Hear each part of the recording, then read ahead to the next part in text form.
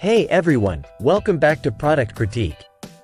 Today, we're diving into the Kobo Clara BW, a compact e-reader that's making waves with its latest e-ink display technology. Let's see if this device lives up to the hype. Let's start with the design. The Kobo Clara BW sports a familiar 6-inch e-ink Carta 1300 display. This next-gen tech offers improved contrast and responsiveness compared to its predecessors.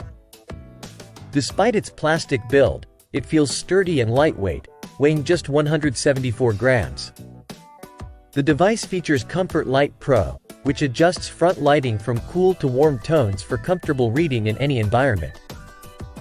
It's also IPX8 rated, making it waterproof, a great feature for avid readers on the go.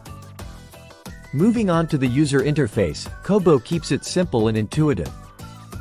Navigating through books and settings is straightforward, making it accessible even for first-time e-reader users. Font support is excellent, handling EPUB, MOBI, PDF, and TXT files with ease. However, it lacks support for cloud file transfers like Google Drive or Dropbox, limiting its versatility compared to some competitors. But it compensates with easy sideloading via USB-C, which is handy for adding your own content. In terms of performance, the Clara BW is powered by a 1 GHz processor and offers 16 GB of storage. While these specs are decent, they haven't seen much improvement from previous models. Battery life remains unchanged too, lasting through several weeks of moderate use on a single charge.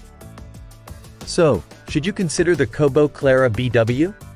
If you prioritize a superior reading experience with the latest e-ink technology, and don't mind the limitations in design and cloud connectivity, it's definitely a solid choice. Its competitive pricing and repairability make it a worthwhile investment for bookworms. That wraps up our review of the Kobo Clara BW.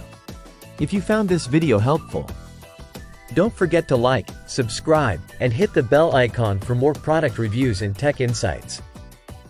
Thanks for watching Product Critique, and see you next time.